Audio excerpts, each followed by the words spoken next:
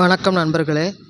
கலியுகத்தின் கண்கண்ட தெய்வமாக விளங்கும் ஸ்ரீ முருகப்பெருமானுக்கு எத்தனையோ சிறப்புக்குரிய நாள்கள் இருந்தாலும் தை மாதத்தில் வரும் பூச நட்சத்திரம் அன்று நாம் கொண்டாடும் தைப்பூச திருவிழா மிக சிறப்பான ஒன்று.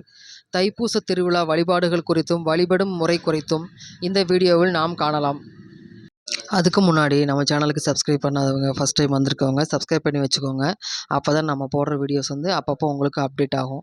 சரிங்களா? அது மாதிரி நம்ம சேனலில் முருகனின் ஆதி படை வீடு என்று அழைக்கப்படும் செஞ்சேரி மலை வீடியோ ஆல்ரெடி சேனலில் போட்டிருக்கோம். அதையும் பார்க்காதவங்க பார்த்துக்கோங்க. சரி, வாங்க நாம் இப்போது வீடியோக்குள்ளே போகலாம். இந்த வருடம் தைப்பூசமானது 25/1/2024 அன்று வருகிறது. தை மாதத்தில் வரும் பௌர்ணமியும் பூச நட்சத்திரமும் கூடிய நாளை தைப்பூசமாக கொண்டாடுகிறோம். தைப்பூசத்திற்காக முருகனின் எல்லா கோயில்களிலும் காவடி எடுத்தல், விரதம் இருத்தல் என பல வேண்டுதல்கள் பக்தர்களால் நடத்தப்படுகிறது. பழனியில் மட்டும் தைப்பூசத்திற்காக பக்தர்கள் பாத யாத்திரை செல்லும் பழக்கம் இருக்கிறது. பக்தர்கள் மார்கழியிலிருந்தே பாத யாத்திரை நடந்து செல்ல ஆரம்பித்து தை மாதம் முழுவதும் நடந்து அம்மாதம் முடிந்தும் மீண்டும் ஒரு 15 நாட்கள் வரை நடந்து செல்வார்கள். தைப்பூசத்தன்றுதான் முருகப்பெருமான் சூரபத்மனை அழிக்க வேலாயுதத்தை தன் அம்மா சக்தி தேவியிடம் இருந்து வாங்கினார். அதனால் அன்றைய தினம் வேல் வழிபாடு செய்வது மிக நல்ல பலனை தரும். வீட்டில் வேல் வைத்திருப்பவர்கள் அன்றைய தினம் அந்த வேலுக்கு அபிஷேகம் செய்து வழிபட வேண்டும்.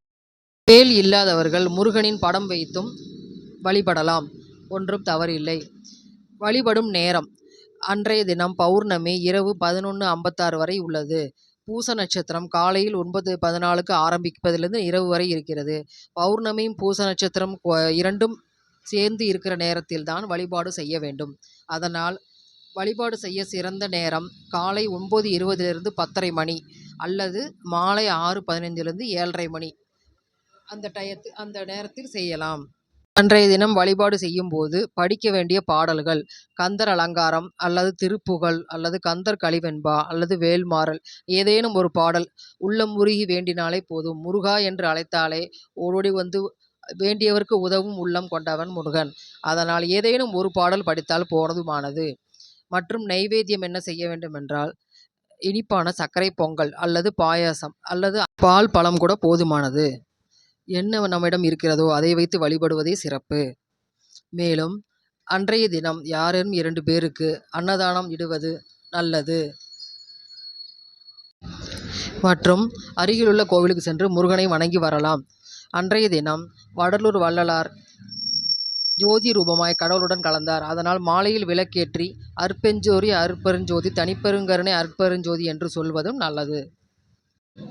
அனைவரும் தைப்பூச வழிபாடு மேற்கொண்டு முருகனின் திருவருள் பெறுமாறு வாழ்த்துகிறோம்.